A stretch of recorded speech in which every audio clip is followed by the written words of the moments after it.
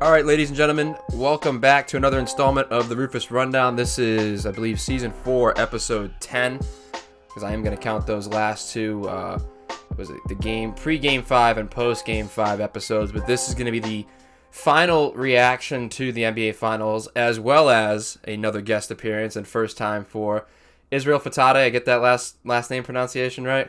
Yeah, you got it right. So he is the CEO, founder of the Know Yourself clothing brand.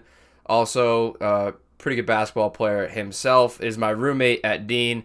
So we're going to kind of go through how we met and then kind of his basketball background. And then we'll get into, the clothing brand as well. And the NBA Finals is the real big topic because we've been texting back and forth about that. Pretty much the whole playoffs, I'm pretty sure we talked about for the most part the whole way through, right? I mean, I think we were on campus for the Brooklyn Nets series, the first round we were all on campus for, and then from there it was kind of like at the end everybody started to move out and it was finals, right, for the next round. Yeah. Because I remember the big one while we were on campus was like the Timberwolves Grizzlies series where that was a great series. Where Ja was going off and Patrick Beverley, Anthony Edwards, everybody doing their thing for the Grizzlies, but obviously the eventual Golden State championship over Memphis. But anyways, I didn't know Israel before he was my roommate, and Israel was not my roommate off the rip. I know you at Dean, where you were living in Bray, you were less than happy with where you were living off the rip this semester, or that first semester. Yeah, thanks. First, I want to say thanks for having me on the show. It's a pleasure. And I was definitely not happy. I was so grateful for you to let me move in with you. You've been the best roommate that I've ever had, so that's for sure. I appreciate that. But yeah, I remember my roommate was that I had all August to myself into September, and he moved in very last second of the day. I don't know what the move-in plan was, and I still keep in touch with him. He actually swiped out one of my Celtics things. But I never really got to know him that well. Just he wasn't around for a couple days, and then, very quickly, moved out. Stuff goes on. People have to deal with stuff, and whatever may have been going on, he moved out, and I was like, oh, wish you well. So then from there on, I'm thinking, man, I got a double to myself, and for a month there, I was living large. I had both beds pushed together. I was using everything. The room was set up to the way I needed it. I was just doing me. Nothing really changed from summer camp to the way I was doing through October. And then I don't know exactly when it was you hit me up, and for whatever reason, I remember the second I said yes, and I sat there and then thought of it. I'm like, why? I'm like, dude, why'd I say yes? I didn't know you were. It was someone who knew me asked me. I remember thinking of my teammates, why'd you say yes? And I was like, why did I feel inclined to say yes like that? I feel it's not I felt like I had to. It wasn't I got a message from the school saying anything. I got a DM from you on Instagram randomly. I didn't know. I was just like, yeah, sure, why not? The funny thing about it is when I DM'd you, I even told my friends, I was like, if he says no, I completely understand, because if somebody wanted to move in with me, I would probably say no too. So I was just as shocked when you said yes. So just as fate would have it, we sit here now. Yeah, as good friends at this point, which is why I like that part of the story. I have no idea why I said yes, and instantly regretted saying yes. I spent the next couple of days trying to think of some form of excuse or way to get out of this. I even I made up excuses for myself. You know what? Maybe I had to anyways. They probably were just gonna put it with me anyways, right? I had to make peace with myself as to why I did that. I was kicking myself. I was like, damn. But then he moved in, whatever. We go through it, and obviously here we sit as we go through it throughout the semester, and it's been a great experience for me. Best roommate I've had as well. Not that I've had one roommate for, it was literally a couple days, and I had a roommate at UMass Dartmouth as well too. But it's I wasn't incredibly close with my roommate at UMass Dartmouth either. Obviously a good, any roommate that you don't have problems with and you don't doesn't interfere with your schedule and you don't have anything with is considered a good roommate, right? As long as you don't have issues with the person you're living with and you can go about your life in just a consistent manner, you can stay on a schedule and there's no disagreements or things stolen or things broken, you luck out. Because I hear a lot of horror stories. I'm sure. How many you went to? What, one junior college or two junior colleges? I went to one junior college, and yeah, for sure. There's always things stolen, and just just to be able to talk to you and come to an agreement on stuff. Like there's no situation about like trash or the room being dirty. Like it's definitely a blessing. Yeah, that's the thing too. We talked about it too, being older and having seen some stuff and been through different parts of our life as opposed to other people that lived in our building or even on a college campus in general. Our dorm was clean. We're not just like pumping ourselves up in that sense. Like we kept a very organized and clean room as best as we could. Like even when I had my shoulder pads and stuff in there because the locker room wasn't ready, which won't be the case this year, which is nice. We still had a good room atmosphere in there. We weren't doing anything stupid in there. We had, like I said, we never really had any disagreements. I had the fridge that we both had the fridge thing actually. Yeah, We both yeah, we did. we both had the fridge issue at one point with leaving stuff in there. But other than that, we were good, which is always a plus. Which like I said, it was a good semester, and here we sit. You're building up your brand, I'm building up my brand. We're helping each other out, and just talking basketball at that point throughout the playoffs, which is good. I had multiple group chats and stuff. Like I said, you're probably the only person I could talk to that wasn't disowning me for saying Jason Tatum wasn't that dude after the Miami series. Like I had people up here, like where I live. Like I'm not like I don't want to be friends with you or I want to kick you from this chat. You're lucky you can't kick from Snapchat group chats and like all due respect, all due respect. You're passionate about your team, but like I believe what I believe. Now, do I sometimes I pick and choose words that are more name calling as opposed to a take to poke the bear a little bit. So that's on me. I will take accountability for doing stuff like that. But like if you're gonna question your friendship with someone over a sports take. Yeah. You know where I live. You want to settle something? Pull up. I got grass out front, grass out back. If you want to go, you can go. But I saw what I saw. That's all a part of being a fan, though. Like being able to like a certain player, but still critique him like every other player. So.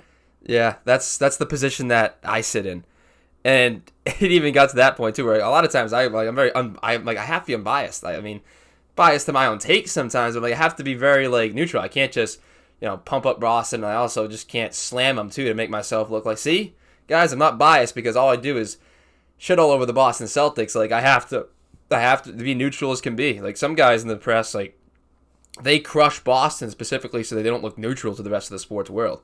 And they overdo it. That is not me. So, but again, you were one of the more neutral people I could talk to because we just watch basketball from a entertainment perspective. Like I said, I made my prediction. I hoped I was wrong. I don't believe people believe that I hoped that I was wrong. I mean, I like to be right. If my team's gonna lose, I mean, I'd like to be right about it. I'm not gonna if I go out and say Celtics in 6 and my team loses and I look like an idiot. That is just that's a negative. That's just not good. Mm-hmm. So with the position that I have here, I'd like to if I'm gonna be if my team's gonna lose, at least I'm right. So that's the plus that I see out of that. But talk to me a little bit about like your basketball journey, throughout high school and into the JUCO process, and then eventually ended up at Dean. So a little bit about me. I started basketball. Some would consider late, especially in this day and age, around 7th grade. And like the minute I touched it, I fell in love. And so I played in middle school and played in high school. I got to varsity my sophomore year, so I wasn't bad. I wasn't much of a scorer in high school. Probably averaged anywhere from 12 to 14 points. I can't give you the exact. Averaged well over like 7 assists though. So I was always like a floor general. So when I talk about the game, I like to see that. But coming right out of high school, I didn't understand the difference between JUCO, D1, D2, D3. So I had a JUCO offer to blend. It's in Texas. It's actually where Cam Newton went to school, but I didn't accept it, and I did not play my first year out of high school. So one day I'm just sitting in there and I'm just watching hoops, and I'm like, man, there's no way that like I shouldn't be playing. So I just decided to myself that I don't care if I'm working or in school. I'm going to put in this extra time and I'm going to find a way to get back on the team. So I worked for like a year on that. And then I finally got a call from a JUCO D1 JUCO school, Clarendon College, and they told me that I could come on pretty much as a walk on and see if I could make my way on the team. I went there, and the first semester it was definitely hard, trying to get back to things. I went through my ups and downs, but the second semester I kind of got it, and things got better, and I was able to make the roster and play a couple games, and I actually did well in a couple games. Leaving that school, I had a couple D3 offers, and then if I had an offer to go JUCO again, but I wasn't trying to spend that long in JUCO. I'm sure everybody can understand that. And so that's how I ended up at Dean. So your brother as well too, right? Not like the same path that Dean obviously, but on a similar Yeah. collegiate path as well, right? Yes, yeah. My brother, that's mainly who I trained and worked out with. He went to Tyler Junior College, straight out of high school, the college that Jimmy Butler went to, the JUCO he went to, and he played one season there, and then he missed a semester, and now he's on his way to Coastal Bend. It's in the same conference as Tyler Junior College, so he gets another shot to, everyone wants to go D1 or D2. That's the goal, but so he gets his shot. That's it. It's all about the journey. I mean, I don't care what level you're playing at the collegiate level. If you're D1, D2, D3, NAIA, junior college, whatever division, through the junior colleges, you're competing, and not many people. And it says more to the work ethic and the commitment than anything. Like, you want to talk about skill level and all that. You can talk. You can vary out the skill levels of kids that play at those levels. Go right ahead. But these are people. Scratch that. You're right, because the goal is just to keep playing. Because when you're not playing, you're gonna feel it. Like you're gonna feel like something's missing. So the goal is to just keep playing and get an education. So it's not really much about D1 and D2. So. And like I said, you can comp the skill levels, and there's a conversation to be had there about who's getting paid, who's going to the league. I get it. There's obviously varying numbers in terms of that. But when people are competing with something that they love, that are taking time out of their 30, 40, $50,000 a year schools, wherever they may be going, college is not cheap anywhere you go. You're not going to find any college where it's like, yeah, man, I'm paying like 10 grand a year, or 5 grand a year. I mean, depending on situations and whatnot. I know everybody's situation is different financially, but on average, you're not going to find anybody who's saying, yeah, this school's like cheap, like I'm going to walk out of here with no debt. Like unless you're at a D1, you're getting paid that full. At this level, you're competing because you love to compete, which while skill levels at certain levels may vary, the competition at these levels is what raises people in terms of the entertainment value that you're going to see out of these games, and the competition you're going to get in competing to play. So you're still getting to do something you love, and it's not like it's some thrown together pickup game or some semi-pro game. And I say that all the time too when I had Cam on as well too, who's a D3 track runner for UMass Dartmouth.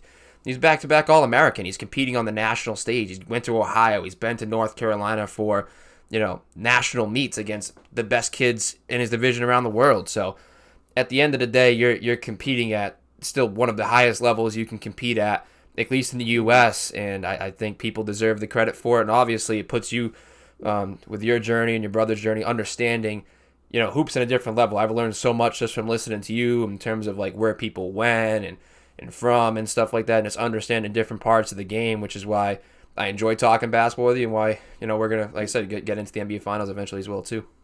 Thank you, it means a lot. So before we get into the finals, though, we'll go to a commercial break before that. Obviously, the clothing brand there, you can see it on the sweatshirt there, which I own the same all black fit. I actually should have taken a picture last night, but I went to semi-pro football game for my trainer, Antill's Performance Strength Conditioning. So if you need any of that, you can go check him out. I have his stuff linked out in the description there. And I will have an ad video for him coming as well. And he'll be on the podcast as well in the future. But I went to one of his games last night. It was at Bridgewater State. So the fit was the Dean with the Know Yourself sweatpants and Air Force Ones, which I thought was just, it was a pretty good fit check for myself. The black and the white with the gray ones that I have goes really well. Really comfortable. My dad's like, man, you could like golf in those. Something like they look good. They're a good design, and that's just one of the many things you have over at Know Yourself. At least from what I've seen, I'm always posting a lot of stuff, and I'm through the paychecks that I save, because I have to save a ton of money per paycheck just because I know football is going to put a huge dent in my wallet. trying to get myself to get my next purchase from you guys. But tell me a little bit about how you kind of discovered the brand. So our brand, Know Yourself, our slogan is Discover Who You Are. So basically, we want to push the message that, discover who you are, what you like, your talents, and don't follow the trend. Because a lot of people will follow what people do around them or what they think is acceptable. A lot of people have like parents that tell them what to do, but in my experience in not only basketball, with college, and just life is that when I try to follow other people's advice, other people's viewpoints on things, things never worked out for me. But when I sat down and decided, like, okay, this is what I want, this is what I'm gonna go for, things always flourished for me. So I just try to push that message out for everyone else. The key part about our brand is we try to make everything affordable because we're trying to push the message out more than just having a clothing brand. Yeah, I mean, obviously, right now with everything that's going on, price gouging and everything prices are going up and everything. So, keeping it there, obviously, like I said, it's very affordable right now. Like everybody's situation becomes different. As much as I've been able to support, and like we've always said too, with up and coming brands, just sharing too, because we can't forget to talk about your TikTok following as well too, which I don't know I don't know what the numbers at with that. It's over 50K, right? You get 53. Yeah, we just reached 55.5K, and we just got back to 7 million likes. So that's huge. So what we've always talked about at length too is just sharing. Is a matter of being able to purchase the clothes and support that way, but also you're always 2 clicks away from sharing something out that someone might buy.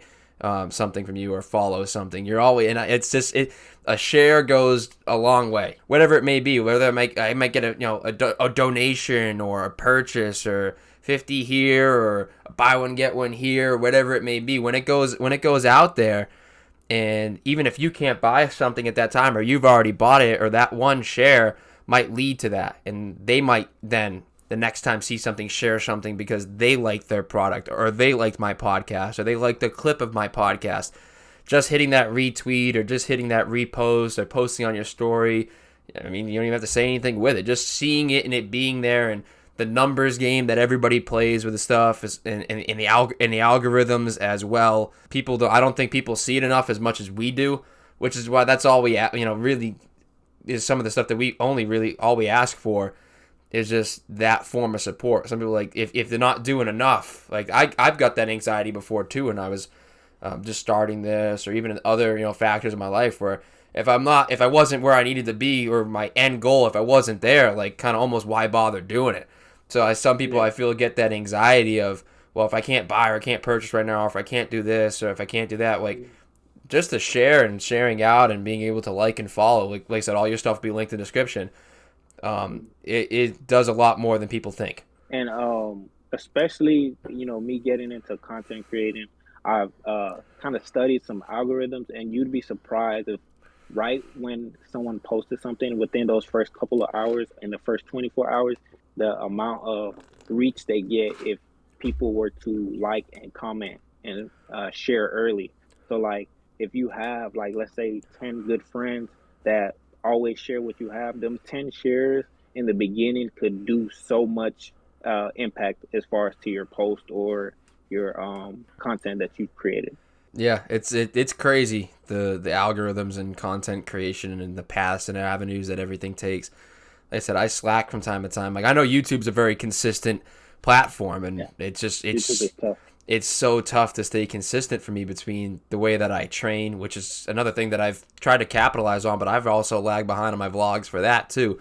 So it's the ways that I train, then posting the clips of this, then posting other clips, just when I have the chance to. Like I've made my efforts and I've been good in those periods of time. Like I get the results, but it's just like the ability for like with my schedule to do what I want to do. That's why I've posted the shorter podcast a little bit, 26, 30 minutes of like, this will be, longer because I like to give guests more of a platform, but one topic shows might be more of the way that I'm able to go, like respond to one game, just respond to football. that's where the social media channels come in too, because a lot of my takes that I don't have time to get to go on Twitter and stuff like that too. So that's why I always like to pump stuff out there. And as I said, that's where I got my Warriors prediction out there, and I was pretty spot on with it again. Yeah, you were. But yeah, the brand I'm a huge fan of. You see it up there. Like I said, I link it in the description all the time. And again, I'm gonna have the ad video for you ready that you can post, but as well as I'll have it on here. Like I said, we'll go to commercial after this, and that will be it for the first time. So you'll be able to see it on here, and everybody else will be able to see it and go over and check out knowyourself.com, and check it out there. So the big thing right now was the recent shirt launch, right? Yes, we got a shirt. It's called Uncovered. It's called Uncovered, and it's dropping on Monday. And so we have shorts that we just dropped that are red and blue shorts. I actually have one on. You don't, you know. So these shorts we just dropped, and we have red and blue of those, and we are coming with some trucker hats. That's I haven't released that out, so that's just that's exclusive to the podcast. But we have some trucker hats coming. We have a couple colors in those too as well. I was gonna ask about it, but I was gonna ask off camera, of course. But now that we're on the topic of it, I was gonna ask about like baseball caps or trucker hats, just because like I don't know. I thought about it. Like I got the beanie, I got the beanie. I got this. I got the jumpsuit. But like in terms of like I'm like that trucker hat, I'm gonna be able to, like that's 12 months a year. You can wear that 12 months a year. Same with a t-shirt. You had the sweatsuits, you had the shorts, which do well and they look good. And I gotta get me a pair of the shorts too, because that's something that like I'm going to the beach throughout the summer and stuff. Like I'm be rocking those. That's the goal, especially with some of like the old school basketball jerseys and stuff that I have. That's like the fit vibe that I get, and like everything for me goes with like the ones that I have or like the better sneakers. Like I feel like it's that's what I feel like wearing it with is just like actual like putting fits together. It gets me in the mood to do that, especially with like the jumpsuit and stuff like that. That I think the hat, like a trucker style hat, in terms of like the summer or golfing in it for me and stuff like that, like that's year round. I wear our trucker hats year round. Looking forward to the new launches. Again, wishing you the best of that, and I'll make sure that everybody, like I said, has the social medias to go to. What's the Know Yourself Instagram page up to? That recently hit a milestone as well, too, right? So right now we just hit about 1,800. Our next big goal is 2,000. If we can get to 2,000, I feel like not that followers is the only thing that matters in brands, but I feel like when people see pages with more followers, they have a little bit more trust as far as the brand, because sometimes I've seen stuff I've liked, but like it has a little bit of followers, and not that I didn't order it, but like you don't know if it could be a scam, and so sometimes having a high following can help that, build trust, and it shows that other people like it, even though our brand is to go away from what other people do and to do what you like to do. People still sometimes don't support things unless they see other people doing it. There's a psychological factor to it, of course, and then when it comes to money and stuff too, and where you're putting your credit card information, I think that it's fair to, you can. Yeah. I mean, you can trust in yourself and trust in what you like and know yourself to the core, but you can still get scammed by people if you're not careful. So that's always clutch. It's always clutch with like the Google bots and stuff too. I know Google spider bots and all that stuff. I've learned about with blogging, at least, like if people are purchasing it, aren't complaining, aren't trying to get their money back and refunds and et cetera, et cetera. Obviously your site's going to rank higher and do better and stuff like that too. So that's a totally different avenue. But yeah, being able to trust that, because I think one time I tried to order some old jerseys like cheap during the pandemic, and some of them came through from another site, but yeah, I got screwed by one of them. So I'm definitely skeptical of some sites. I wouldn't say yours is one, because of course that follower, the account that you have, the 2 pages that you have, which I like the two different ones that Know Yourself. Like the Know Yourself content, it's way better than I can do. You're way more creative than like myself in terms of like those brief windows and stuff with how you're able to rep stuff out with the music and the sounds and stuff like that. Like your ability to do that and grow your brand is very commendable. So I did want to get out there. Thank you. So is there anything else you want to touch on about Know Yourself? Any other drops or things you want to go upon? Anybody you want to shout out in terms of like, how it came together and how it was brought up? I want to shout out my brother and my sister, they, gave me the motivation to start. And I want to shout out my girlfriend, Scott. She's been a big help in, you know, the process of things. Like sometimes if I'm in class or I'm at work, if some orders need to be shipped or anything, she's there. So she's a big part of, the brand. And another thing I just want to say is we, like he said, we any type of support helps. So just even telling somebody else about the brand and like what it represents and what it means the world. So it's not always for us. It's not always about buying things. Because you get the biker shorts now too. Now that I thought about Oh you yeah, shot of yeah, that sky, you get the biker shorts too that you drop. Like I said, it's gonna be endless. Really, it's once it's a clothing brand and the way that you've continued to build it and your follower counts go up, you know, and the page moves up and your content continues to move up. Obviously, there's gonna be more and more in terms of what you're able to drop and colors and all that stuff. So like I said, you've steadily built it. You built that foundation with that first drop, and you've been moving up with it. And like I said, very very commendable in terms of being able to do it while you're in school. Like I get to see the day to day of it too. Like I said, yeah. we See keep that? a clean room. It's pretty cool to have two people that are progressing with their own brands all at the same time too. Facts, facts. Seeing you with the podcast has definitely, helped me appreciate the content creating and how to, edit. I'm trying to learn more into it.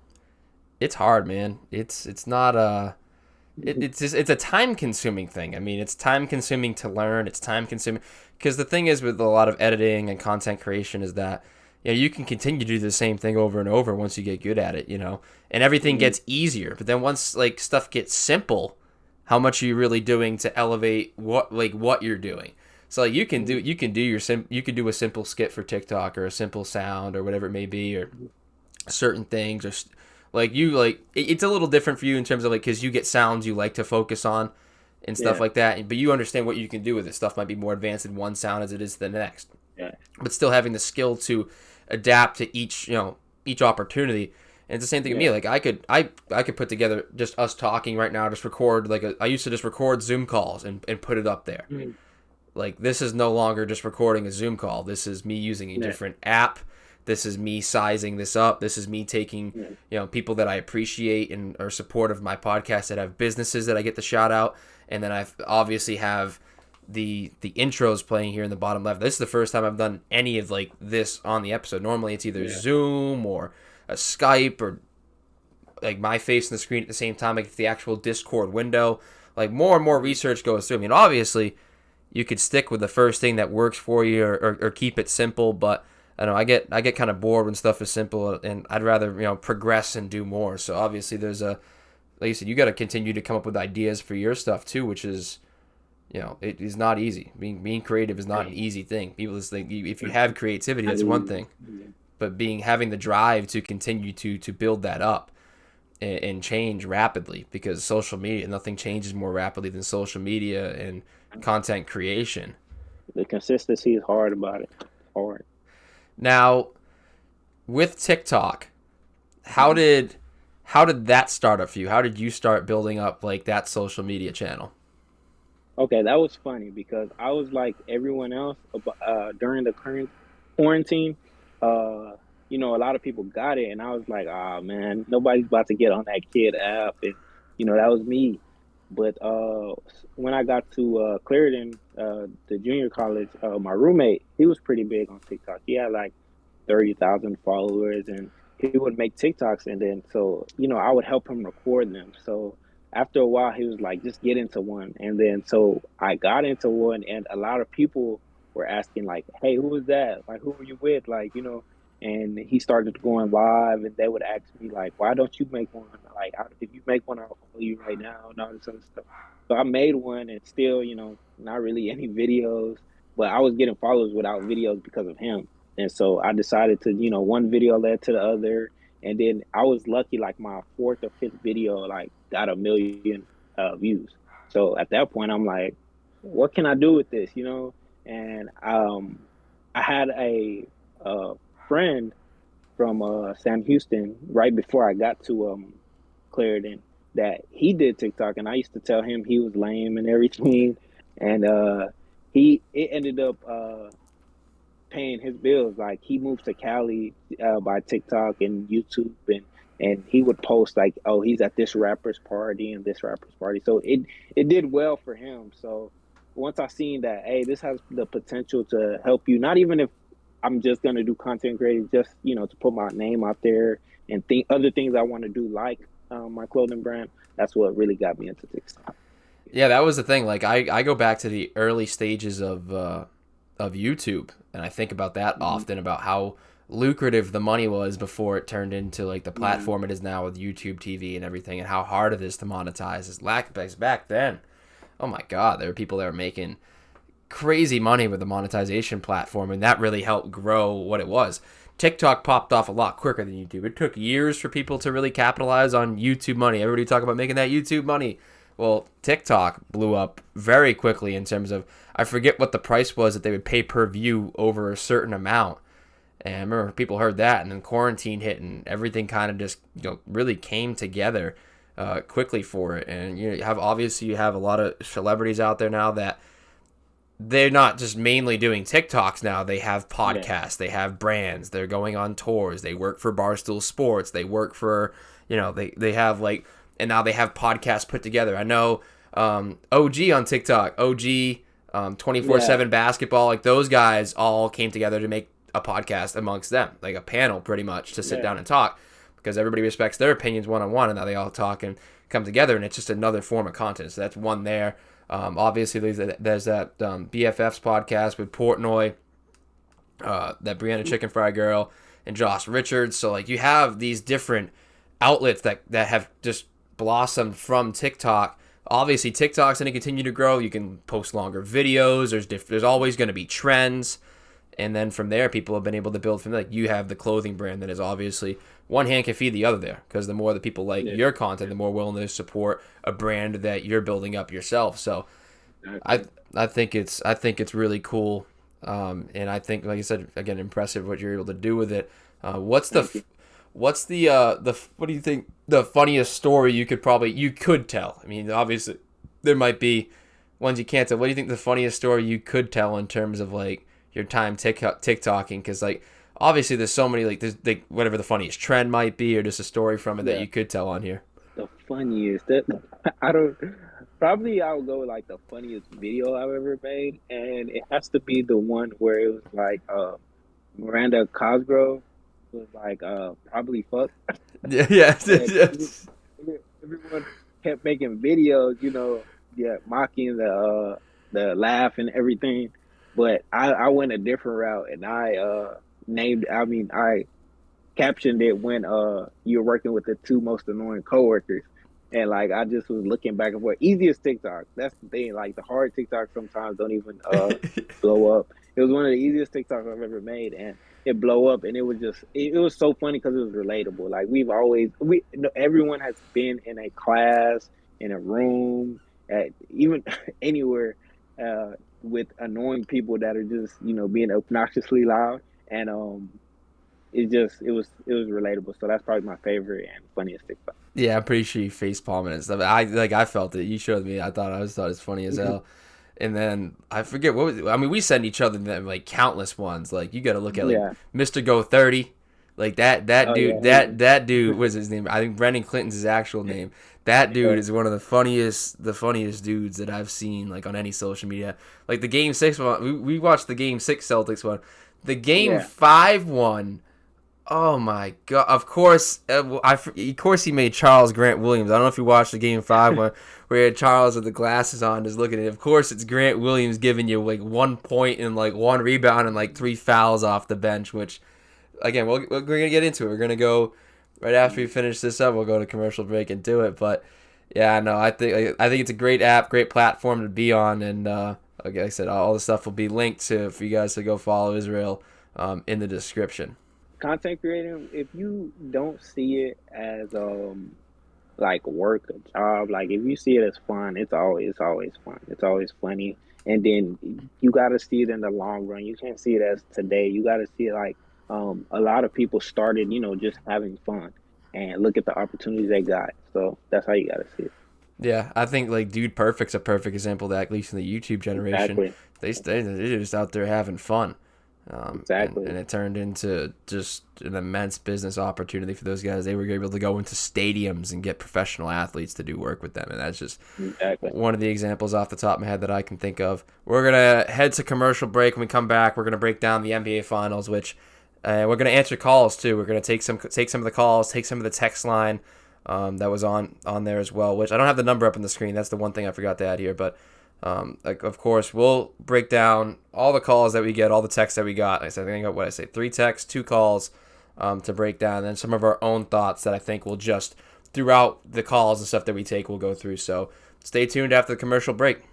Know Yourself Clothing is a brand that's all about you. The slogan "Discover Who You Are" is about finding your interests and talents versus what everyone else is doing. This brand is a nice mix between a positive message and a great streetwear apparel. They just dropped a summer collection that they are adding to weekly. Head over to knowyourself.com, yes, knowyourself.com, to get yours today.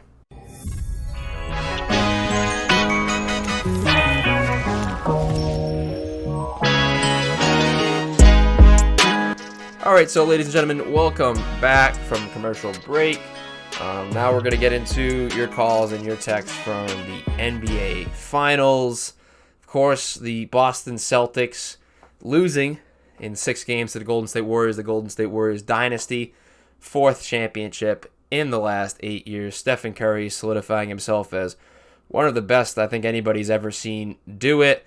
And Draymond Green, Klay Thompson, and the rest of the Warriors getting their last laugh at TD Garden, which, again, I'll pull up that clip too where I said, it's easy to say F Draymond, but then when he comes back and raises the trophy on your court, you can't really say much, and there wasn't much to be said. It is Warriors in 6. And it's not just because I predicted, it's just Warriors in 6. The Celtics have no soul left, have nothing left. So we'll get into that, but we'll break down the first call now. Yep, Nick Higgins, Bridgewater, Mass. Longtime listener, huge fan, first-time caller. Got a lot to say, but, it is what it is. I'm heartbroken. I think that this season was a success. Going under 500 around mid-season and just, going back, into what they should have been all along, getting to the finals. It was a success, but we should have closed out because we were the better team. I mean, I liked the way we matched up against the Warriors. And I think, honestly, Tatum probably fumbled it. It sucks, but yeah, I mean, our best player really shit the bed. Who knows? Do you think, moving forward, is this just something like he's young and not ready, or is he just going to be like a Paul George who just chokes in the clutch? I mean, that's just where my head's at, but I mean, oh well, season's over. Go Red Sox, go Patriots. Fuck it. Alrighty, so Nick, thank you for the call. Obviously a lot to get into, but I'll start with the fact of the matter was that he thought that the Celtics were the better and deeper team than the Warriors. Israel, did you think that the Warriors were the lesser of the two teams there, and it was more Steph Curry and the Celtics were the better and deeper team? Going into the finals, I did think that the Celtics had the deeper team because, in the Eastern Conference, Derek White was playing well, Marcus Smart was playing well, Horford, even Pritchard had games. Grant Williams had a game against the Bucks where he scored like 20-something points. So I thought they were deeper going in, but after watching the first 2 games, I kind of realized that, okay, the Warriors might be a little deeper team. So. Yeah, like I said, I felt that it was up until Game 4 that it was Celtics in 5 almost. Like the Celtics were just clearly outplaying and just wanted it more than the Warriors. Of course, Game 2 was more. I think Game 1 you were going to have a serious drop off from Game 1 to Game 2. I mean, that was one of the coldest drop offs you'll see. I mean, I don't even think any of the Celtics starting 5 played in that fourth quarter. And I don't even think they played at all in that fourth quarter of that game. I think Jason Tatum put up 1 shot, and other than that, nobody really played. But Peyton Pritchard did not play well in the latter of games after Game 4. Grant Williams did not play well. Derek White did not shoot the ball as well. 15 of 23 shooting in Game 1 for Marcus Smart, Derek White, and Al Horford from 3. And Draymond Green pretty much told you we're okay with that. That won't happen again. And everybody talked about him, and everybody's like, is he slighting the Celtics? Of course, yeah, he absolutely was. He absolutely was saying, like, we like our chances. We'll fix our rotations. We'll play better defense, but also, like, we kind of like our odds with those guys shooting the rock like that. And it looked like they were deeper because they were hitting more shots, but then they just weren't hitting those shots. I mean, Derek White was putting up 1-point performances. Grant Williams with 3 points, 3 rebounds. Peyton Pritchard, games at least 4 through 6, I don't believe he hit a 3. I don't believe he hit a shot at all. So, I mean, like, it kind of, the wheels fell off the wagon. And then you have Gary Payton, who shot very well from 3. He plays great defense. And when Gary Payton's hitting the ball from 3, as well as playing defense, that's a plus. Jordan Poole with some of the most miraculous 3-point jumpers to end third quarters that I've seen. I mean, like, you can't, like, those are worth way more than 3 points, right? I mean, like, they're only worth 3 on the scoreboard, but the way in which he hit those, like, half quarters and that banked 3 to end those quarters and halves, like, those are worth way more than the 3 points that go up on the scoreboard, right? Yes, definitely. Like, what it does to your crowd and your team, it's tough to watch. Being the opposing team. Like, when I watched the Celtics come back 75-74 in, what was that, Game 4, right? When Poole hit that one to go up 75-74? Oh, yeah. Or was it Game 5 that he hit that 3? I think it was Game 4, right? To go up by 1 going into the 4th? I think it... Because the Celtics out... Sure, I think, I know. Because the Celtics actually outplayed them in the third quarter. I want to say it was Game 4. And then he hit that, and it just changed. And it just absolutely changed momentum. And as things went on, again, the Celtics looked a better team until about 4 minutes left in Game 4, when Steph Curry absolutely snatched the soul out of everything Celtics. The crowd, the fans, the coaching staff, Brad Stevens, Jason Tatum, you name it, he took it, and they didn't give it back. Like, once they... there were guys struggling, guys that weren't shooting well. Clay had a game where Clay put up, 25 points in Game 3? And it still didn't even feel like Klay Thompson. He was still missing a lot of those shots coming around screens where it felt like he was kind of pressing a little bit, which, hey, ended up working off. I'm pretty sure Steve Kerr... See, if he would have taken their shots, if Steve Kerr didn't want him to take their shots, I'm pretty sure Steve Kerr bet on the fact that we're going to need you and we need you shooting them because you're going to start making them at some point. We don't want you to shy away from it. That's your game. I'm not going to tell a guy not to play his game. So I think that's eventually what happened with Clay. I felt like the Celtics were deeper for the first 3 games, and then Curry, even the first 4, for most of the first 4 games, I thought, outside of Game 2. So for, I think, 3 out of the first 4 games, I think the Celtics looked the deeper team up until where Steph Curry just kind of took over in Game 4. And from there, everybody followed suit. I mean, Wiggins looked like a new man. Draymond Green played much better basketball down the stretch. Klay Thompson played better basketball. Jordan Poole played a lot more freer and was knocking down shots more. Kevon Looney started to rebound the basketball better. So you can go down the list in terms of who you think's deeper. And they did match up very well. You and me talked about it at the beginning of the playoffs. That these 2 teams and the Bucks were the 3 teams I think that matched up the best. Yeah, we said those teams could match up with almost anyone in the playoffs. So if they make it through the noise they were supposed to make it through, the Warriors really weren't going to face much. I mean, Luka's a great player, but Luka's only one man.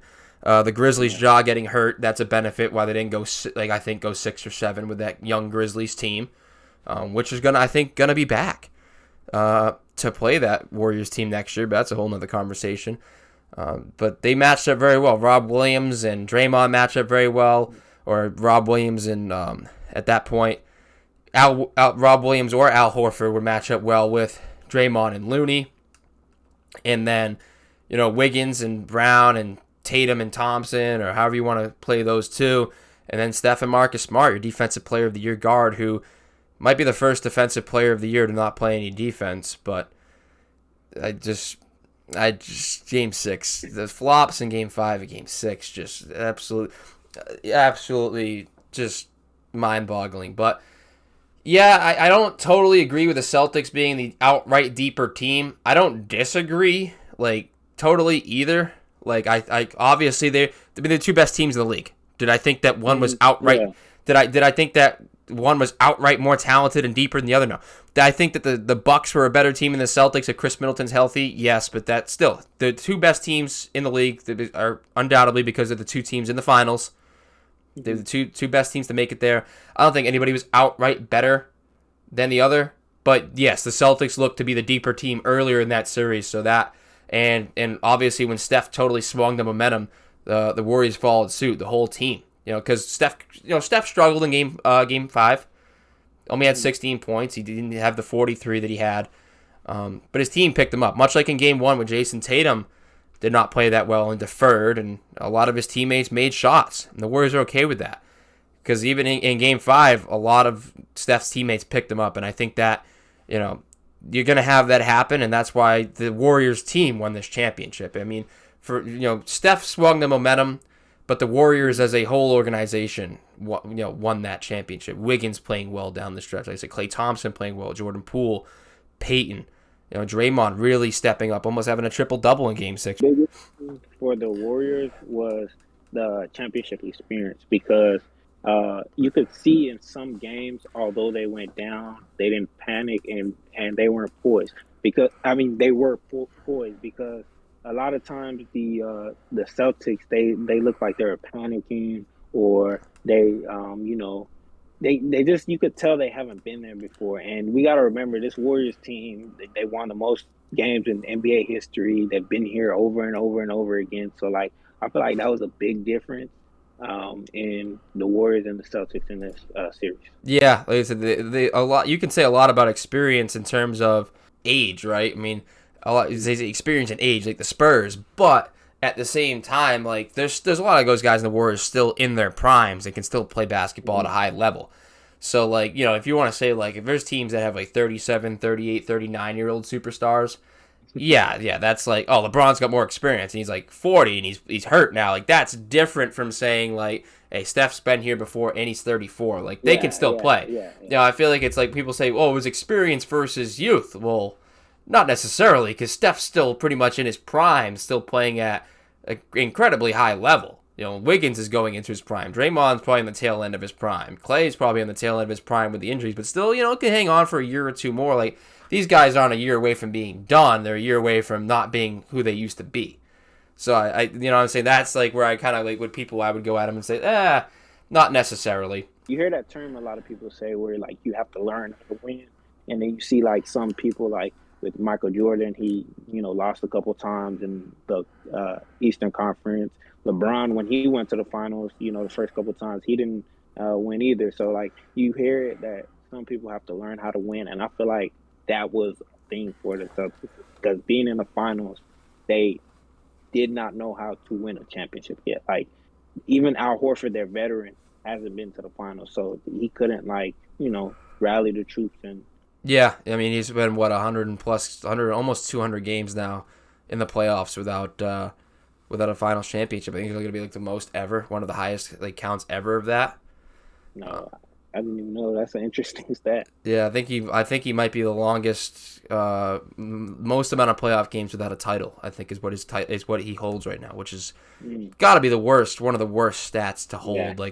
A lead for that's nobody's fault. That just sucks. You obviously you're instrumental to your team's success no matter what, no matter where you are, but to never have made it over the top no matter what at any age, that just flat out sucks. But again, to go into the rest of what he said in terms of Jason Tatum fumbling the bag, I agree. I'm not going to put the entire series on Jason Tatum because they're not there without Jason Tatum's play in the regular season. They're not there without his play against his game-winning shot against Brooklyn. I mean, with the sweep, he played well against Brooklyn, defended Kevin Durant very well. I'm not going to sleep on his defense either because he still provides defense. He still played well defensively no matter what way. Just our expectations are skewed. I'm not going to, you can't pick and choose when you want to commend the guy. Be well, he didn't score and didn't shoot the ball in the fourth quarter once or make a single bucket in the fourth quarter, but he played great defense and he passed the ball. When this entire year have you been telling me about his defense and him passing the ball? You can't pick and choose when you want to commend him for certain things. I absolutely think he deferred and shrunk in the moment. And he's 24 years old. He's 5 years in the league. People will use the injury kind of cop out, which I disagree with. But he very well may have been hurt, but there's other guys that were hurt too and still performing. So what did you think about Jason Tatum's finals performance?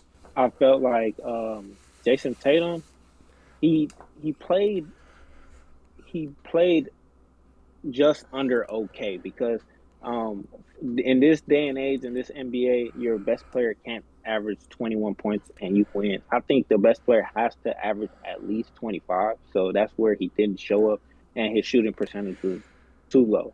36.7% from the field. That's not gonna get it done. So I feel like there was ways he absolutely folded in the moment and didn't show up, but I feel like there was also factors like players around him and his spots as far as coaching on what they could have done to help him be more successful, but he definitely didn't show up. So the stat that I saw that like totally threw me for loop was Luke Cornett had more points in the fourth quarter in the last 5 minutes than Jason Tatum did in the series, and like that exists on its own. Like like obviously some stuff affects that because he played in garbage time and yeah, but Yeah. like that can't happen. That like no matter what like way you try to rationalize that.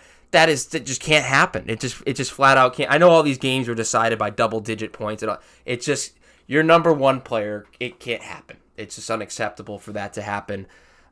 He just looked uninterested in some of those games.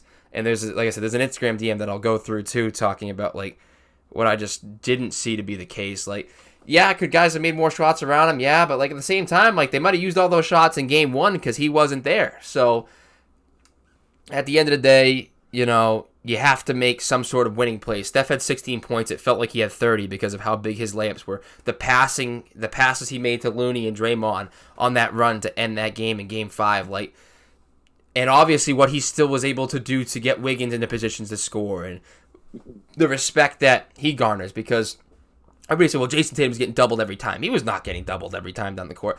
Now, would they double him in the post when Steph was on him because he had a mismatch? Absolutely. And it's on him to get out of those double team situations, to pass the ball sooner, which he did a lot better this year. I will credit him with that. I think he was much more matured in the fact that he got rid of the ball sooner, a split second sooner, instead of putting his teammate in a bad position and just getting rid of the ball. He actually put people in a position to score, which is what I want out of my 24-year-old elite wing player who was an All-NBA first teamer. I want to see that maturity and him being able to get rid of the ball in situations and trust his teammates. But then as the moment began to get, bigger and bigger, that pass wasn't as quick. He was slowed. He was hesitant. And I think it really ended up showing. Now, whether he can develop into that guy or not, I'm not sure. Obviously, it shows, and a big slice of the blame pie, I think, is going to fall upon his shoulders. Obviously, Marcus Smart had his fair share of plays down the stretch in this series too that I think, quite honestly, for lack of a better word, sucked. I mean, some of the technicals and the flops and everything, like, I'm not going to totally put it on Jason Tatum. He was an All-NBA first teamer, and you need more from him. But your your defensive player of the year guard is the first since Gary Payton, right? Jimmy Butler's a guard, right? He's a wing. He's a guard forward. He's 6'7". Consider him a shooting guard, small forward. He's a wing player. Marcus Smart's a guard to wing defender, so anywhere between 6'4". He should be able to guard some threes, right? A player like Jimmy Butler that plays like Jimmy Butler. Steph Curry, obviously a point guard, 6 feet tall, about 180 pounds. Not saying he's a weak guy. I'm just because he's incredibly strong and incredibly conditioned to be able to do what he does at the level. I've credited that many times. But Marcus Smart, defensive player of the year guard. Those are two guards that are taking you for like 40-plus point games multiple times throughout the ECF in the finals. I get screens and switches and all that stuff, but at the end of the day, like you gotta do something, right? I think what would have helped Jason Tatum a lot, and especially in fourth quarters, was I've never coached, so I'm obviously an NBA level coach. Probably knows more than me, but you see a lot of players like Kevin Durant and Paul George that play similar to Jason Tatum. Instead of getting low post actions, they get kind of like high post face up. And when they get those actions, there's a lot of movement on the opposite side. So that way, where, a lot of his passes where there were turnovers, his back was completely to the basket. So that way it gives him a little bit more, room because he's not used to making those type of passes, and it gives him a chance to make quicker decisions. And with the movement on the other side, if he does drive, maybe Kevon Looney or Draymond Green, they're focused on the movement, and it gives him a little bit, one less body to get to go through at the rim. So I feel like that would have helped him a lot. So I feel like sometimes it was like, he's getting the ball at the top of the key, and he's getting from the top to the mid post area, and that's just a little bit extra work. And that's why the Celtics were able to guard Kevin Durant so well, because Kyrie's not a playmaker, so there's not, there weren't actions to get him where he likes to get the ball. So he's going from the top of the key, and it's hard with NBA help defenses and everything to score just from the top of the key every single time, almost in isolation type basketball. Yeah, like I said, that's where I think Marcus Smart, he really showed signs as a playmaker throughout the season, but then, as it went on, I mean, he's not the defense. He wasn't playing defense. He was flopping. He's flopping more or less. He turnovers. Him and Jason Tatum. A lot of turnovers. I mean, Jaylen Brown too. Jaylen Brown ain't innocent in this. I mean, I think Jaylen Brown showed me a lot more than either of the other two, but still a lot of turnovers from Jaylen Brown. I mean, Jesus. I mean, the amount of times he's tripped over himself was insane in that series. But again, I think there's, like I said, those adjustments are the ones that we need to talk about. So I'll go through the text from Nick as well too to follow his call. Like I said, I have a great amount of respect for like people that are able to come back from like emotional like responses and then actually go through responses that are more logical and more like coaching wise. So he went through and he said, thinking about how much better and deeper we were against the Dubs, which again we touched on that. It wasn't exactly clear cut, but do you think Coach Udoka, like this is what you were mentioning, do you think Coach Udoka could have managed the matchups better? We saw Horford trying to guard Curry way too much. I guess we lived and died by switching on screens, but on the other side of the ball, not much was drawn up to stop Wiggins from bullying our best player in JT. Which, other side note, I know Wiggins was an all-star. In no way, shape, or form should Wiggins ever be bullying Jason Tatum. Again, that might come down to the injury that he had, but I just don't think that, like, that's again, just that statement cannot exist in a finals matchup, and at least one you want to win. I must ask, was this Tatum not wanting the moment or a failure to execute from coaching? So, like you said, obviously there's some coaching adjustments you could have made to put him in better position to succeed. But I think some of it comes down to winning players make winning plays. Plain and simple. Winning players make winning plays. Obviously, there were times where if you look at The Last Dance and you look at LeBron James, like they get the ball to guys in big moments, right? I mean, other guys hit big shots, but they're still making winning plays. Like, I think, what was the number of points that LeBron had leading up to Kyrie's three? Didn't LeBron have like almost 15 of the Cavaliers' points like consecutively leading up? It was like 12 points or something. It was something. Yeah, I get what you're saying for sure. Like, and then like obviously he had the block too. And I'm not saying Tatum has to go off and score 50, but they're just, again, there's just a certain energy you have to feel from him in terms of like just standing around waiting for stuff to happen, even if initiate it, even if you're struggling to initiate it. I mean, maybe he got annoyed with the fact that he had to initiate so much offense because the true playmaker couldn't get him the ball, and he didn't have the right sets from Udoka as to where he was like, well, guess what? If I'm not going to be in a position to succeed, you guys can figure it out. I don't like that out of my star player, but maybe he got annoyed. Maybe they weren't putting him in enough position to succeed, and he said, you know what? I'm done isolating and trying to get to the rim every time he's getting fouled and nobody calling it because he's looking for a foul. And I'm done taking these side step threes because I can't hit all of them, especially when they're really starting to close out on me. Like, you guys can figure it out. If Marcus doesn't want to put us in the right position or Coach Udoka doesn't want to put us in the right position, then you guys can figure it out. If it comes to me and I have an open shot, I'll take it. Other than that, like, get it out of my hands. And maybe that's not shrinking in the moment. Maybe that's just him being frustrated with what was in front of him. I'm sure it's a combination of the three.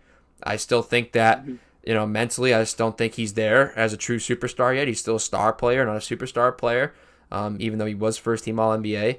Obviously, there's probably stuff that Udoka could have done better to put all of his players in a better position to succeed. And I think some of it, too, might have come down to, frustration in that sense that, he was struggling. He wasn't getting foul calls and stuff like that. I think that was big for him because, like I said, people say the playoffs is ref differently, and especially probably the finals. And when you're playing with players that are physical like Draymond Green and with the fast pace of the Warriors, I feel like maybe he was fatigued and frustrated. So that was what kind of made him. You've seen him a lot of times standing in the corner during the clutch moments, and I feel like that was it. I'm not trying to make excuses for him, but maybe I'm not in his head, so I don't know exactly. But that could have been some factors that why he wasn't showing up in the clutch. But I think a big reason that the Celtics were kind of handicapped in the series was Robert Williams because, like you said, Steph Curry in the third and fourth quarter, the end of the third and the most of the fourth quarter, he was being Steph Curry. And if you see when Robert Williams guarded the pick and roll, he guarded a lot better than Al Horford. And the Warriors were smart. You see Steve Kerr, they wouldn't attack Al Horford all game. They would, play their game and run their sets. But towards the end of the game in the fourth quarter, they pick and rolled Al Horford as much as possible. So maybe they were like that was mind games, or maybe that was their strategy. But you noticed it pick up in the fourth quarter, like especially the last game. The whole fourth quarter, it was just Al Horford on Steph, Al Horford on Steph, Al Horford. And because Robert Williams was hurt, he can't really, he's not as quick, or you can't play him as much. That I feel like that handicaps them. Yeah, I mean, there were even sometimes where Marcus Smart, like, it wasn't even a screen, and they were so confused with switching on screens that Smart, it wouldn't even be a screen, and Smart was so, like, adapt to the switch, right? Everybody's so used to switching that Smart would, like, there was one vividly that I remember. He just bailed mid-play. Like, it wasn't even a screen. He just kind of, they were next to each other, but there was no screen being set, but they kind of bumped into each other through the traffic, and Smart just kind of bailed, and then it was Horford on Curry one-on-one, and that just, again, obviously had great success. There's the one that I saw, too, where he up-faked Horford, and Horford obviously went by, and Steph hit that big three in the corner, which wasn't the deep one that he hit that I thought was the dagger. He pointed at his ring finger. But the one where Marcus Smart faked the nut tap. He faked the nut tap. That was one of the most frustrating ones for me, is where he faked the nut tap. Horford tries to just helps, goes right by. Steph hits the three. But like I said, obviously a lot of adjustments to be made all around, and this is in terms of just like a Celtic standpoint. The next text I have is from Chris Santos, friend of the show, guest on the show. He wants to talk about Golden State's instead of talking about Golden State's offense, how about the defense? 97 points in Game 4, 94 points in Game 5, and 90 points in Game 6 for the Celtics. So obviously held below 100 for those 3 straight games, because the Warriors didn't score a ton. They scored over 100, but they didn't score a ton. Allowed in Games 4, 5, and 6. Clamped down. So are we being too hard on the Celtics and saying that they didn't do enough, or Tatum choked, or whatever it may be? Are we being too hard on the Celtics saying they underperformed and not giving enough credit to Golden State, not only for their shot making, but for their defense as well? Well, yeah, we are kind of, because usually what happens in the finals is one of the best defensive teams in the league goes. And this year it was 2 pretty good defensive teams. And if you look at the Warriors past with Draymond Green and Klay Thompson, they're great defensive teams. So I feel like going into that, I kind of knew that, the Warriors aren't pushovers on defense, but with, again, the way that they were playing in the East, we were led to believe like, okay, the offense will still come, and so I feel like that's probably why we're so, hard on the Celtics as far as offense than applauding the Warriors defense. Yeah, you see Steph making all those threes. You don't think to say, like, man, they played great defense, too. And while Steph doesn't play great defense, I wouldn't even say good defense, he's scrappy. He finds a way to make impacts on defense. Like, on those times where he led Jason Tatum on into the post, and Jason Tatum sized him up. And, in Jason Tatum's head, he's just, I got Steph. I'm going to back Steph down. And Steph's able to give him enough of a nudge and understand the moment as to where he knows he's getting help from Draymond. He knows he's getting help from Kevon Looney. He knows someone's going to rotate to help him when someone kicks to the corner, and more often than not, they knocked it out of Tatum's hands. So Steph isn't a liability defensively. They go at him a lot, and he takes a lot, and he's still able to produce offensively. But I will credit the Warriors, their rotations, their communication. Draymond said they had to fix a lot of that stuff, at least after that Game 1 interview. They did. Absolutely did, because they're championship pedigree, experience, coaching, all of that. They made the correct adjustments. They really, really strangled the Celtics in terms of half court their half court offense. I mean, obviously anybody can get out and run in transition. The Celtics are young; they like to throw those lobs to Rob Will. Rob Will gets the block, trails back down. Tatum and Jalen like to run in transition. Marcus Smart You really, likes to run anywhere.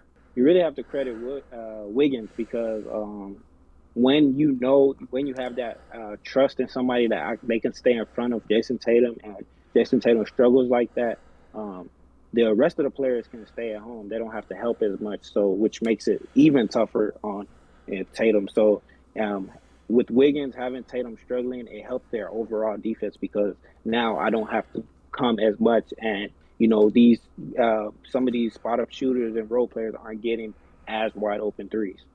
Yeah, like I said, I think it was just the communication and everything. Wiggins, I mean, if there's like a second most valuable player award to go out, it goes to him. I mean, I don't think you take it away from Steph, but just because, and everybody was talking about Wiggins getting it because Steph had the one bad game, which I was like, no, this is Steph's MVP, hands down, no doubt. He had 30 plus in 5 games. He had 40 plus in one of those 5, and he had 16, and even the 16 that he had were very important buckets getting to the lane. He still impacted the game. So there's no way he wasn't going to get it. But Wiggins had an incredible series. I gained an immense amount of respect for him. And yeah, I think their defense, give them more credit as much as we're going to crush the Celtics and say they could have done X, Y, and Z better. I think that Golden State's defense absolutely does deserve a round of applause too, because Clay wasn't the player he used to be, but Wiggins stepped into a role and played very good defense. Gary Payton's a good defender. Draymond found his way in 4, 5, and 6.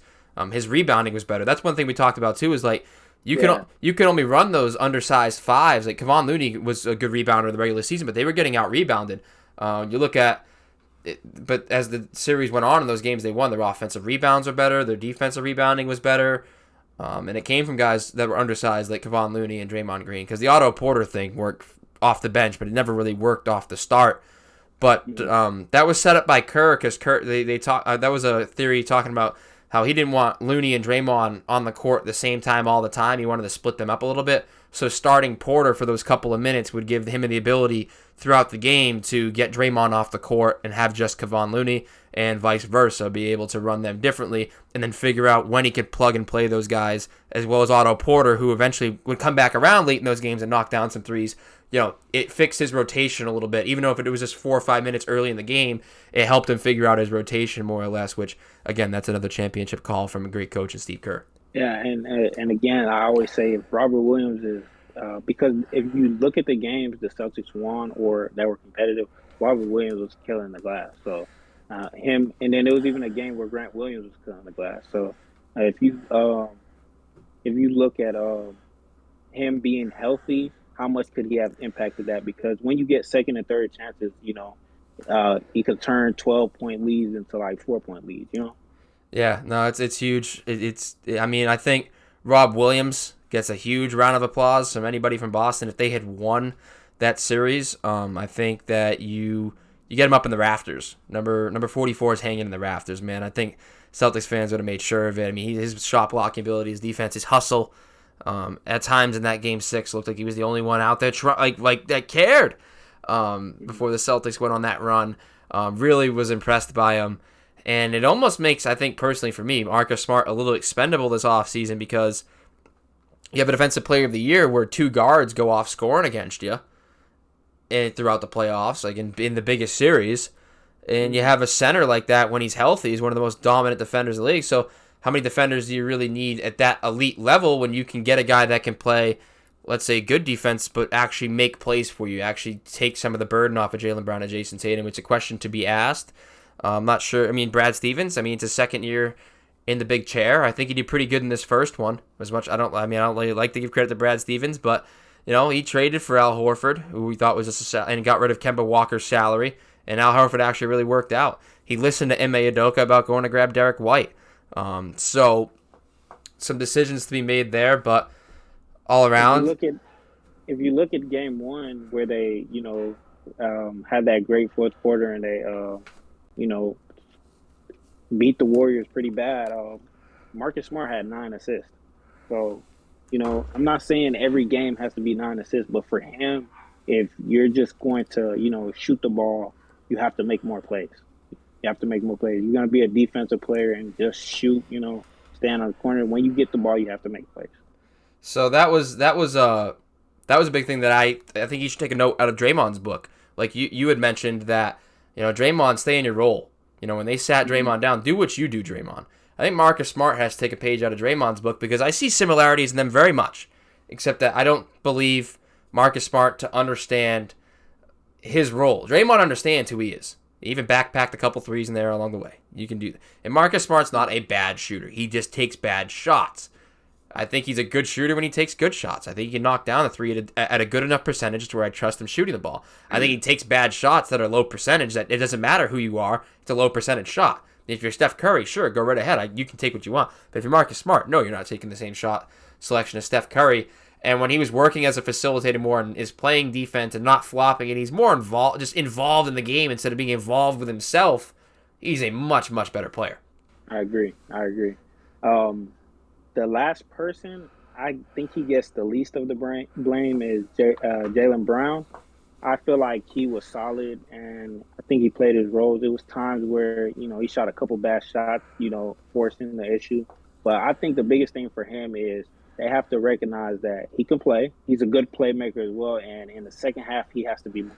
I feel like in the second half, he does a lot of, fighting up, where I feel like he should have the ball in his hand just as much as Tatum. I don't think it should be like a 1-2, but I think it should be like a 1A, 1B, like LeBron tried to make it with him and Kyrie.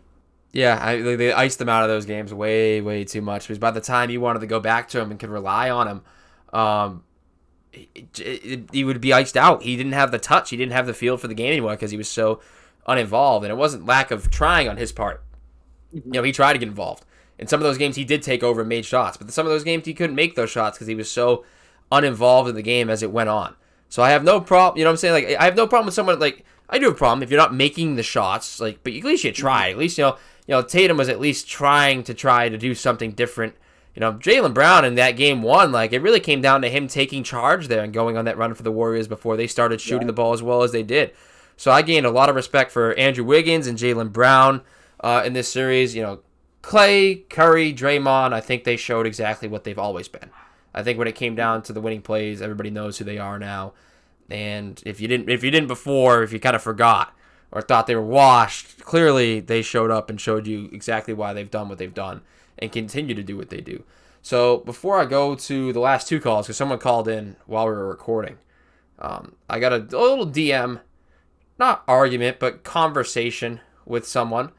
And they had posted the thing where it showed, Tatum, how many 30-point games he had, who he beat on the way, stuff like that. All of being compared to young LeBron in his first finals appearance. You can go through and talk about what you want to talk about. Hey, listen, I think the team had a great run, but I think in the end, he did let the team down. As good of a playoffs as he did have, as good of a season he did have, he wasn't at his best. I think it did hurt the team. And I respect this kid. I'm not going to throw his name out there, but I do respect this kid. But it's just how it is. Celtics fans, sometimes Boston fans. He was casual. Now you call me a casual fan. Now, and this is where I start to. Now I'm like, all right, well, in that case, he's a choking fraud. Call him Deuce Tatum Jr. because Deuce Tatum stood taller than him in the fourth quarter. I went off. I was like, you know what? You want to call me a casual fan? He goes, yeah, that's casual. Like that one I deserved. That one I deserve. Saying that call him Deuce Tatum Jr. because Deuce Tatum stood taller than him. 100% deserved to be called casual after that. But my original comment, I don't really think it was casual. He goes, plus he's the only reason we got close and shined all season until the finals. But buy into mainstream media. You of all people know that I don't buy into mainstream media. I had that take long before everybody was saying that Jason Tatum wasn't there yet or isn't going to be it. And, I was like, if you look at their efficiency in the fourth quarter throughout the regular season, you can look at it fourth quarter efficiency, fourth quarter closing numbers and all that. They're one of the bottom teams. Now, were they blowing a lot of teams out and up big on a lot of teams because of their defense in the regular season? Yes, but in the finals, you got to play 4 quarters. You got to count to 4. 4 wins, 4 quarters. Nothing's over till it's over. That efficiency came back to hurt them. And I'm sure when you finally look back at the numbers of all these teams in their fourth quarter efficiency late, you lean upon your superstar in those moments, and that's why I think that they, weren't as good in those moments. And he goes, again, this is why you're casual. gonna blame efficiency on a wing, not a point guard. He goes, Marcus Smart outright atrocious the whole series, which caused Tatum to have to bring the ball up way more than he has all season. You got the point right there. I think there's some truth to that. I think Smart struggle as a playmaker, but at the same time, there's still a lot of isolation situations that Tatum gets himself into anyways. I think Tatum wants the. I want Tatum to want. I don't like I said, maybe Tatum got annoyed. He didn't want the ball anymore. Maybe that's why he went and stood in the corner. Maybe he's not big enough for the moment. Maybe he just got annoyed that he's taking the ball up so much. But then as it goes on, I don't know, late in those games though, he wasn't taking the ball up. He looked uninterested. Maybe he was annoyed, like I said, but he just looked uninterested. He wouldn't really ask for it. Smart was poor. Don't get me wrong. The dude should have to revoke his DPOY for the flopping I saw. And on top of that, he just threw up all over himself in any type of big moment throughout the entire playoffs. But Jalen's the only one who looked like he wanted to take any type of charge in big moments. And he goes, Jason couldn't score because he was being double and triple teamed every play, which not necessarily true, because no one around him could create shots for themselves, which I think that's some truth, some not truth. Why would you ice Jaylen Brown out of the game and then complain about, Jason Tatum having to take too much of the burden and being double and triple teamed when you have a guy in Jaylen Brown who can create for himself? You know what I'm saying? And from there, it was the reason Jason is phenomenal is because he's one of the rare wings who can score himself and facilitate, which is where I totally disagree. If you're an elite wing player, it is your job to score for yourself and facilitate. That is your job. That's not rare. Jason Tatum's not a rare player.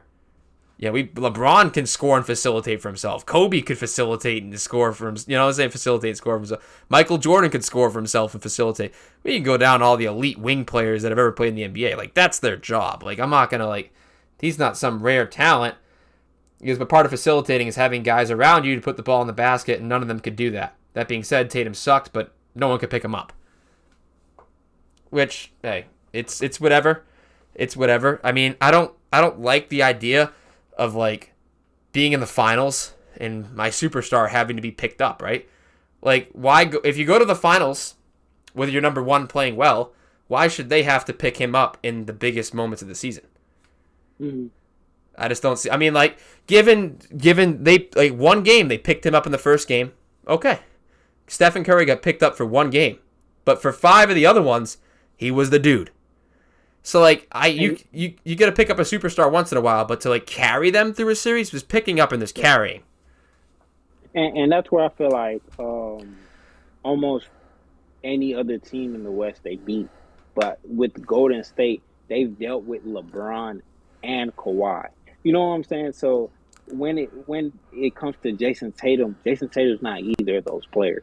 So as far as what we got, I could have got a little more, but honestly, what did we expect from Jason Tatum against a team that good? Yeah, I mean, obviously, Celtics fans expect a lot, but like I said, you especially once you get there too. I'm not going to call it a failed season because you lost, but I will say this though is that you can't be. I wouldn't be as happy with it as I would if they had gone there and lost in 5. You know what? We spent all our gas, spent all our chips. The thing is, for me, is hey, if you're up 2-1 in a series, there's still some questions to be asked. You should have. If you're up 2-1, not saying you should have won the series, but to lose 3 in a row after being up 2-1, that's kind of inexplicable.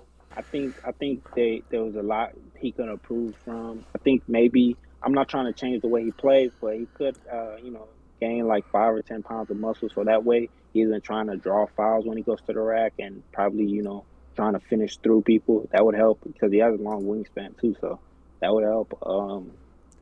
And I feel like they just have to play through Jaylen Brown a little bit more if they're gonna stick with Marcus Smart. I just feel like you gotta play through Jaylen Brown a little bit more than they do.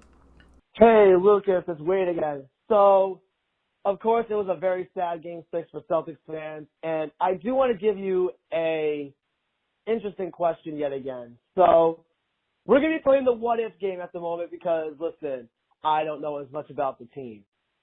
If the Celtics don't have a lot of cap room to work with this offseason, do you believe the move is to possibly get rid of Jason Tatum for, how do you say this, debt, draft pick?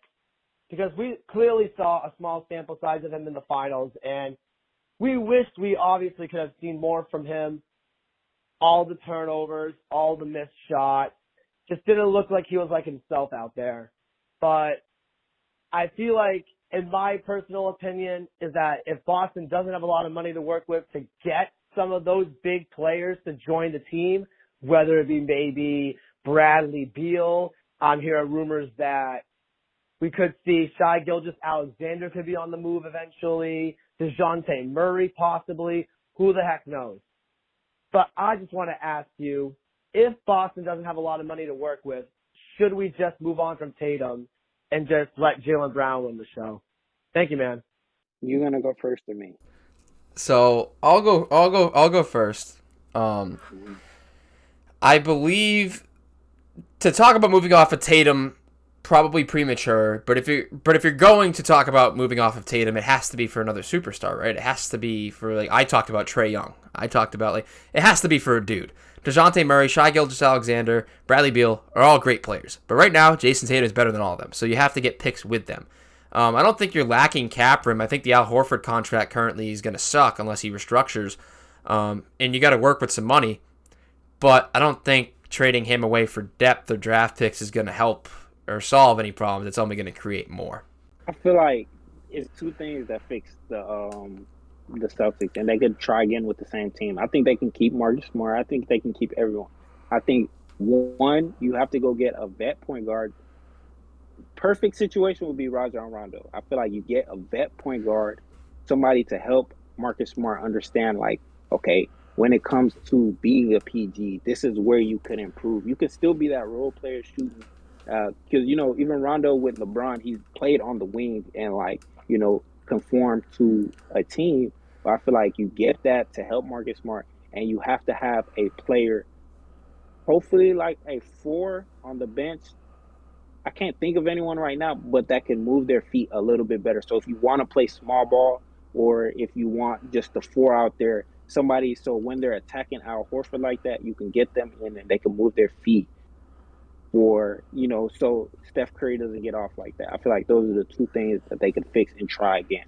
Doesn't mean they win, but I feel like those are the two things that were just, glaring to me as far as moves. Yeah, my friend threw out there a couple of things. He threw Vucevic out there as a possibility to add. Cool. John Collins is obviously out there, but he's expensive, especially with Horford's contract.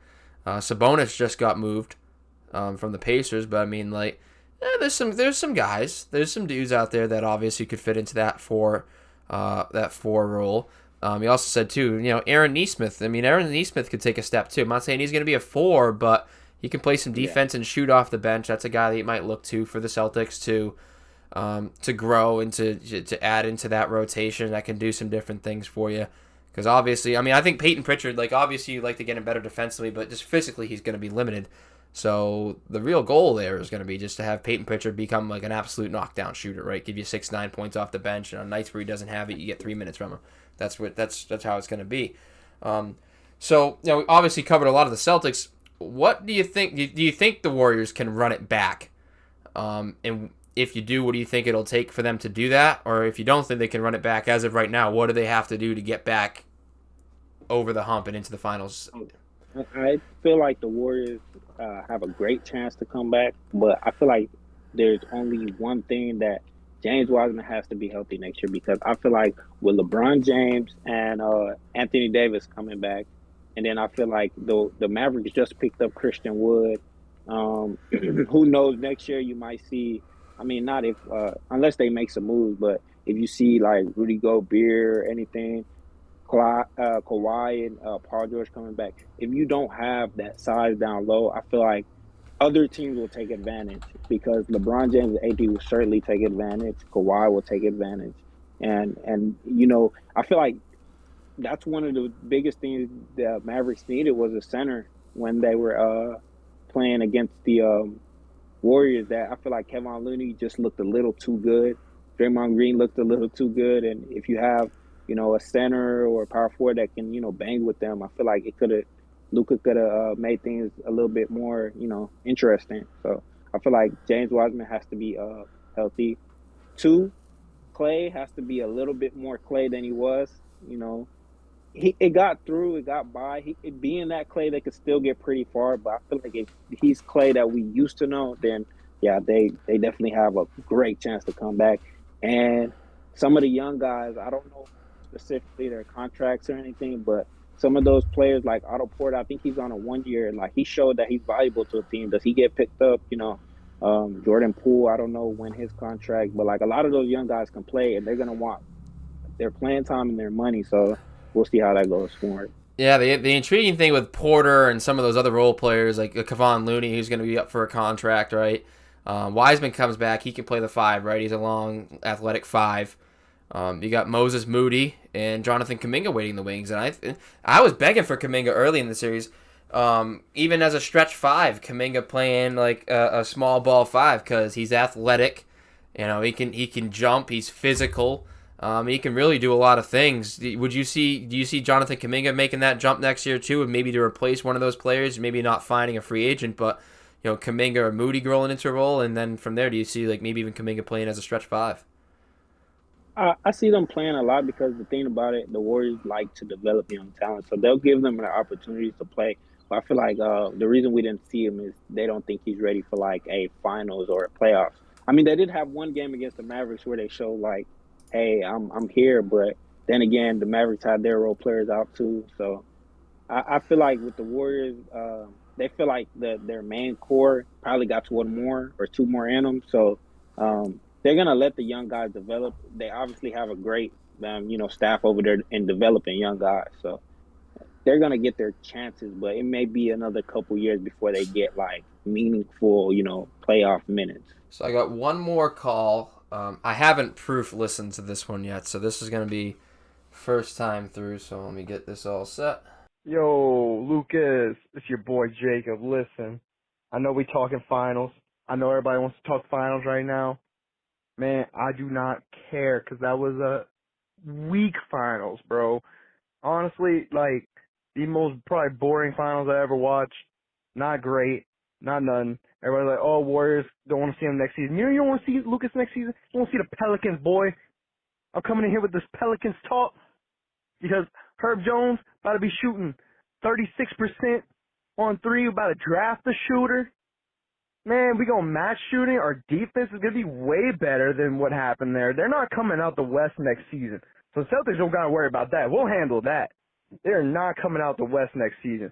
All right, listen. Hey, it's I'm just cutting saying, in and out. Zion comes back, Rihanna's a superstar, and God forbid the slander that man got all last season. No recognition for anything, playing absolutely out of his mind. All right, still was hurt. There's a healthy squad here. All right, Warriors ain't coming out of the West. That's all I'm saying. Celtics fans, all those people, chill out. You ain't playing them. I'm telling you right now. Pelicans time, baby. Pelicans time. Healthy squad. Pelicans time. It was kind of cutting in and out. Like I heard half of it. I mean, that was a big Pelicans fan calling in. This is a large Pelicans fan. Yeah, I mean, that's another conversation to have. I mean, like, obviously, both of the conferences are going to change wildly. Healthy Chris Middleton. Then again, you don't know who's going to be healthy when it comes around to playoff time next year. I think it's the Bucks conference to lose next year with a healthy Chris Middleton, but Kevin and Kyrie with actual role players and a roster surrounding them with a full season under them. Obviously, in the West, the Warriors are going to be a couple years older. They're going to have some guys with some contracts and stuff to figure out there. Luka and the Mavericks are going to get better. Zion's back for the Pelicans, like mentioned there. So that's what he said. He mentioned this. Zion's back. C.J. McCollum, Herb Jones played well. I mean, Brandon Ingram. Brandon Ingram is like a budget KD in Jason Tatum, and it's not budget like dollar store budget. I'm talking like fake Yeezys. Like you're still paying like decent money for them, but like they're not $300. You're paying $100 as opposed to like paying $5 for like some sunglasses as opposed to Oakleys or something. So see, I like the Melo comparison on Brandon Ingram. Think he's similar to Melo? They're like Carmelo? Yeah, I like that. He just shoots threes better. He's just a better 3-point shooter. But yeah, it's the arrow though. It's the arrow, of course. Yeah, hey, I appreciate the call, Jacob. I got to thank every caller right now. I think that's a safe place to to call this one. It's gone on for a while because I did screw up my microphone there. I was muted for like 10 minutes. We were talking, and that was terrible. But that's an error on my part. But Israel, thank you for joining me today. I don't want to hold you up any more longer. I'll have this out. Thank you, man. Have this It was out a pleasure soon. to have you, man. This was fun. Yeah, we'll definitely have to do it again when it comes to like NBA preseason stuff. I also got another friend that's a big basketball guy. Maybe even get like a whole round table going for one episode. You know what I'm saying? Like 4 or 5 guys. See if we can make that happen. But again, I really enjoyed this one. Thank you for joining me, Israel. If you guys did enjoy, be sure to comment, subscribe, like, follow him and on all of his social medias. And call in at 508-216-0858 to let me know what you thought. More topics will be coming for the next episode. I think we got another guest coming on this week too. So thank you everybody for tuning in. But that's it for Israel and for myself. Thank you guys. Signing off.